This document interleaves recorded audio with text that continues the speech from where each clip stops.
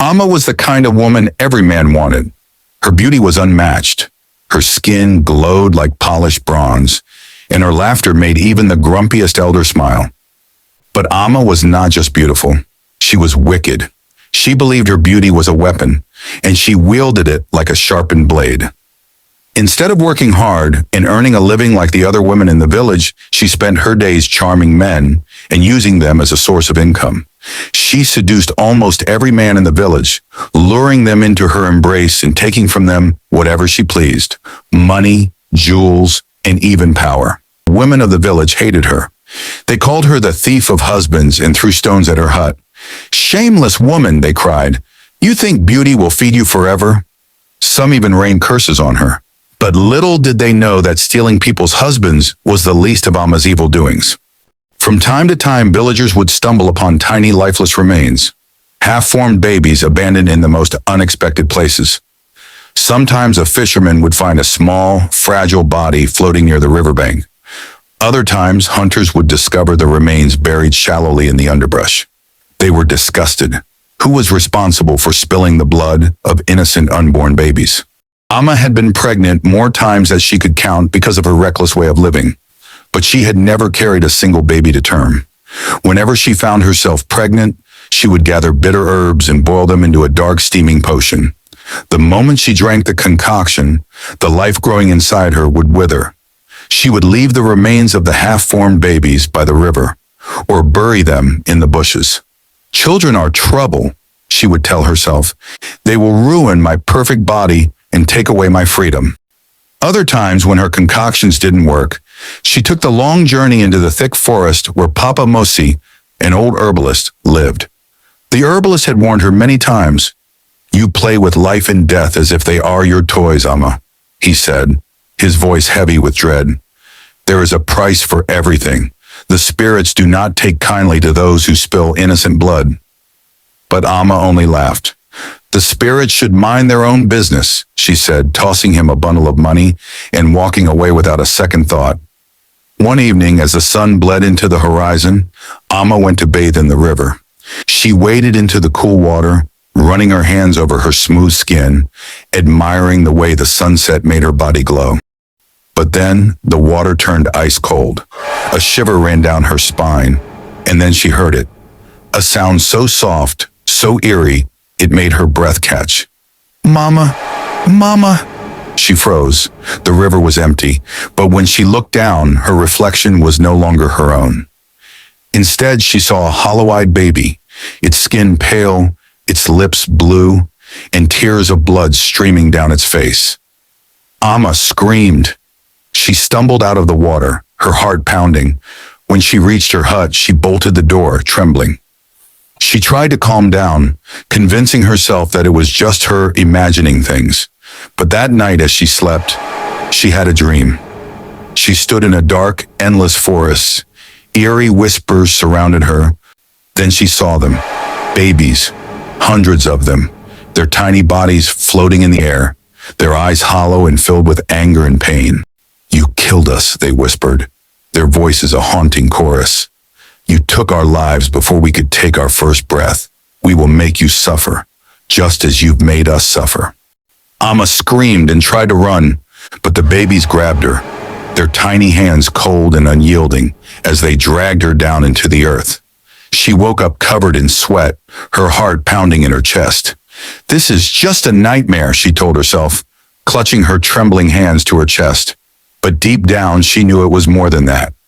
When morning came, Amma immediately noticed the changes in her body. Her belly was swollen. She didn't understand what was happening to her. How come her stomach had grown overnight when she wasn't even pregnant? At first, she dismissed it. Maybe I ate too much pounded yam. But by noon, her belly had grown so much, as if she were months pregnant.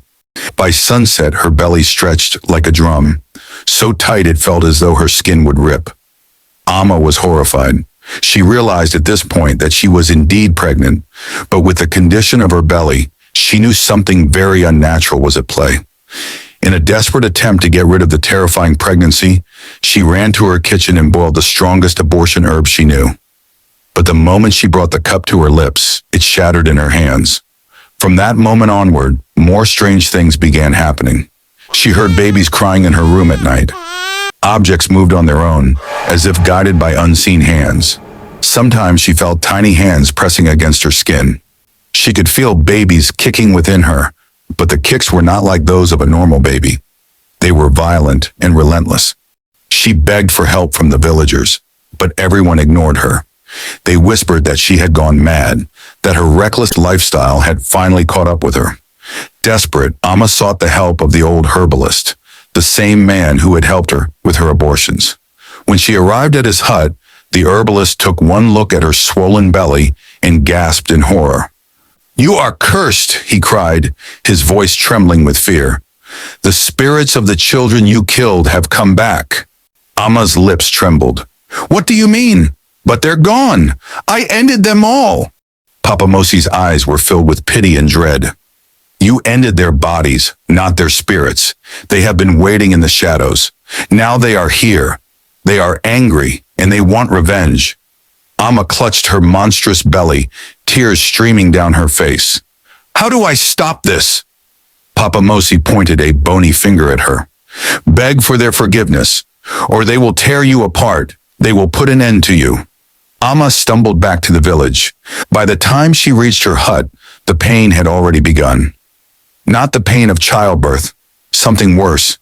She screamed as her stomach split open like overripe fruit, and from within, the babies poured out of her. Dark, wailing shapes with glowing eyes, their tiny hands clawing at her, their whispers turning to shrieks. "You killed us," they hissed. "You took our lives before we could take our first breath. We will make you suffer, just as you've made us suffer." Amma staggered into the village square, screaming in terror, her body shaking, her mind unraveling. The villagers, hearing her cries, rushed out of their homes. They gasped at the sight before them. The once beautiful Amma, covered in crawling, ghostly babies. The men who had once adored her turned away in horror. The women who had cursed her now wept. "Help me!" Amma screamed, but no one moved.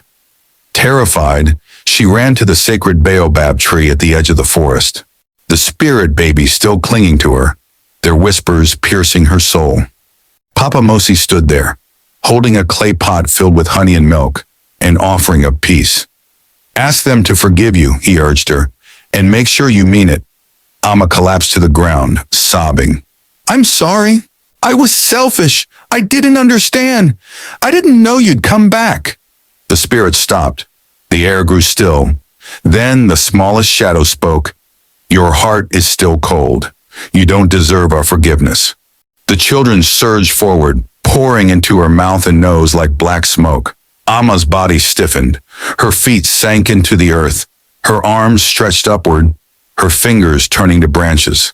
By morning, she was no more. Only a tree remained, a gnarled, twisted thing, its bark scarred with knots that looked like crying faces.